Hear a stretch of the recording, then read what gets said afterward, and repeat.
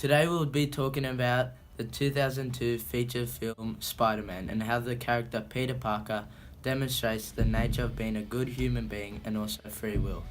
To begin, how is Peter portrayed in this film as being essentially good? As most people already know, Peter has a secret identity that only very people know of.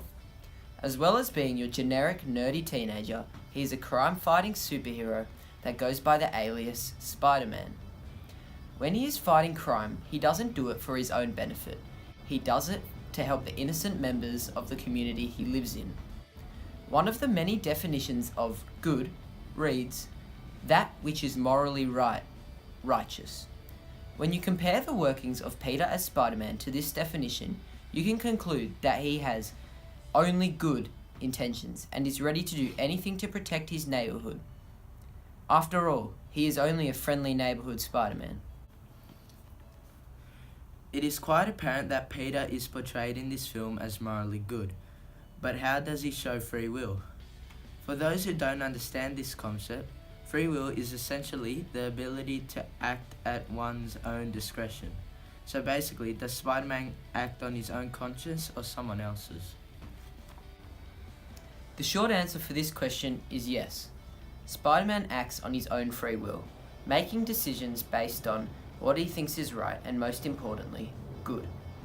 In the movie, Peter's free will impacts others as what he chooses to do in certain situations can often prove to be a life or death choice. So now we know that Spider-Man, or Peter Parker, is an inspirational hero that operates under a morally correct and free will mindset. Can you explain some of the strengths and weaknesses of this character? As you all should know, nobody is perfect. Everybody has strengths as well as weaknesses. A few of Peter's strengths include his superpowers, strength, agility, etc., his clear conscience, his compassion, and of course, his intelligence. In contrast, some of his weaknesses include his recklessness and his strong emotions. You may be thinking, how is having strong emotions a weakness?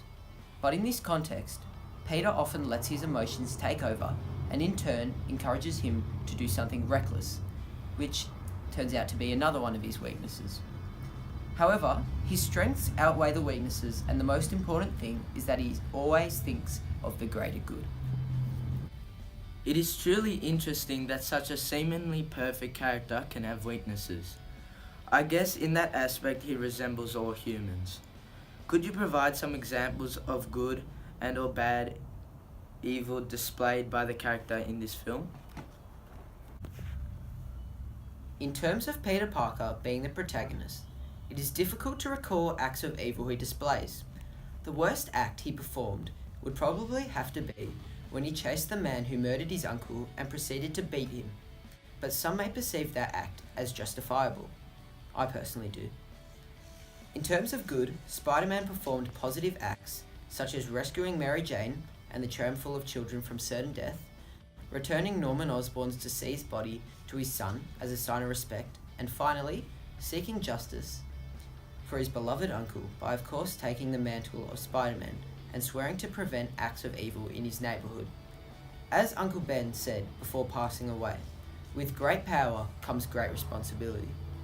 Next, could you give an examination of how Spider-Man brings out the goodness in this title? As I firmly stated before, Spider-Man is all about protecting the people he cares about, whether he knows them or not. Some may say he is guardian angel of some sort. As well as saving lives and preventing evil from spreading throughout his city, Spider-Man works to keep the city buzzing, providing humour and wit to bring about a smile on locals' faces. He also acts as a mentor to children in the community, remembering to honour this fact by staying mature and exercising positive acts of bravery and heroism. Now, do you think you could explain how he manages to constantly demonstrate good moral character in his pursuit for goodness? It is quite simple, really. Peter just keeps a positive and clear conscience, eternally making sure he sticks with his moral beliefs of preventing evil and not becoming evil himself. From the way he approaches danger, you can infer that he has strict intentions of stopping the issue and at the same time make sure that nobody innocent gets hurt. These two beliefs alone answer the question of how he demonstrates good moral character in his pursuit for goodness. To conclude this interview, could you give an example of when this character was morally challenged? Arguably the most morally challenging decision Peter had to make was to save his love interest Mary Jane or a tram full of children he didn't even know. In this scene, the movie's antagonist, Green Goblin, gave Spider-Man this choice to test his morals. Of course, Spider-Man intended to save both parties as he didn't want any innocents to die on his conscience. During this sequence, he was forced to think quickly on his feet and make a quick decision. In the end, both Mary Jane and the children were rescued, further depicting Spider-Man as the human symbol of good morality and free will. Thank you for this interview. Your answers really gave a great insight into the film's hidden moral meanings and clear-cut examples of free will shown predominantly by the protagonist Peter Parker.